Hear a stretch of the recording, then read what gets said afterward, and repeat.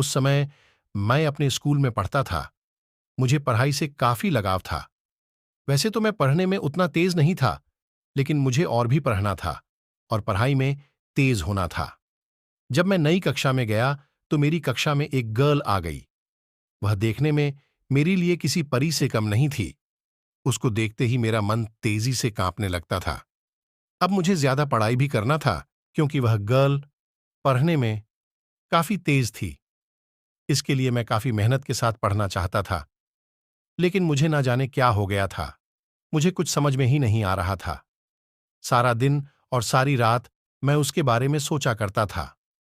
उसके बारे में सोचकर मुझे अच्छा भी लगता था, लेकिन जब मैं पढ़ाई के बारे में सोचता था तो मुझे बहुत ज्यादा गुस्सा आता था। मैंने एक बार सोचा कि इसके बारे में मैं अपने दोस्तों से कहूं, लेकिन मेरी हिम्मत नहीं होती थी। इसी सब के चक्कर में रह गया और मेरी कक्षा का पहला परीक्षा सामने आ गया। मेरी तैयारी कुछ भी नहीं हुई थी। जब मैं परीक्षा के लिए अपनी कक्षा में गया तो मुझे खुद पर काफी गुस्सा आ रहा था। तभी मैं क्या देखता हूं कि वह लड़की मेरी ओर आ रही थी। उसके चेहरे पर मुस्कान थी। वह काफी खुश लग रही थी। यह देखकर मैं कुछ देर के लिए अपनी शरीर को हिला भी नहीं पा रहा था। उसको मुस्कुराता देखकर मैंने भी मुस्कुरा दिया। तब तक वह मेरी पास आकर बोली, कैसे हो? तुम तो अपने कक्षा के टॉपर हो। हर टीचर तुम्हारी तारीफ करते हैं। मैं बहुत दिन से तुमसे मिलना चाहती थी, लेकिन नहीं मिल पा रही थी। परीक्षा का तैयारी करना था। तुम तो परीक्षा के लिए तैयार ही होंगे? मैंने धीरे से कहा। हाँ, हाँ, मैं परीक्षा के लिए तैयार हूं। इस पर उस लड़की ने कहा, बहुत ही अच्छा। इसके बाद वह आगे अपनी सहेली के पास चली गई। मैं बस देखता रह गया। अब परीक्षा के लिए प्रश्न पत्र मिला। मुझे उस प्रश्न पत्र में कुछ भी समझ नहीं आ रहा था। बस मैं उस लड़की के बारे में सोच रहा था। इसी तरह से परीक्षा का आधा समय बीत गया। तभी मुझे एक आवाज सुनने को मिला। वह आवाज मेरे पीछे से आ रहा था। जब मैं पीछे देखा तो वही लड़की। अब मैं जमीन पर नहीं, बल्कि आसमान की सैर कर रहा था। उसने बड़ी ही धीरे से मेरा नाम लेकर कहा, पेपर नहीं देना है क्या? अभी तक तुमने कुछ भी नहीं लिखा है। इस पर मैं कुछ बोलने वाला ही था तो फिर से वह लड़की बोली, अगर पेपर में कोई सवाल समझ नहीं आ रहा है तो मुझ गवार की मदद ले सकते हो।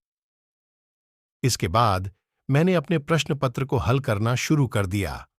मुझे कुछ सवाल समझ नहीं आ रहे थे तो मैंने उस लड़की से पूछ ही दिया। उसने बड़ी ही समझदारी के साथ उस सवालों का हल बताया, जिससे किसी दूसरे को शक भी ना हो। इसके बाद मेरी कान में एक और आवाज आई। वह आवाज घंटी की थी। यह घंटी परीक्षा के समय का खत्म होने पर बज रही थी। हम दोनों ने अपने हल किए हुए पेपर को जमा किया और कक्षा से बाहर आ गए। हम दोनों काफी बात करने लगे। इसके साथ ही इस समय में हमें लंच भी करना था। हम दोनों ने पहली बार अपनी लंच को बांटकर खाया। अब मैं सोच रहा था कि मैं सपना देख रहा हूं या यह सब हकीकत है।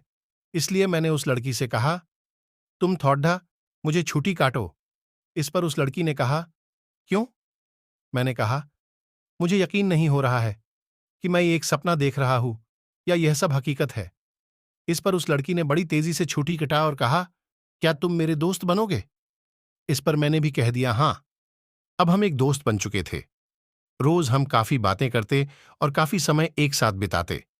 हमारी परीक्षा भी खत्म हो गया और इस बार सबसे ज्यादा परीक्षा में अंक मेरा ही था।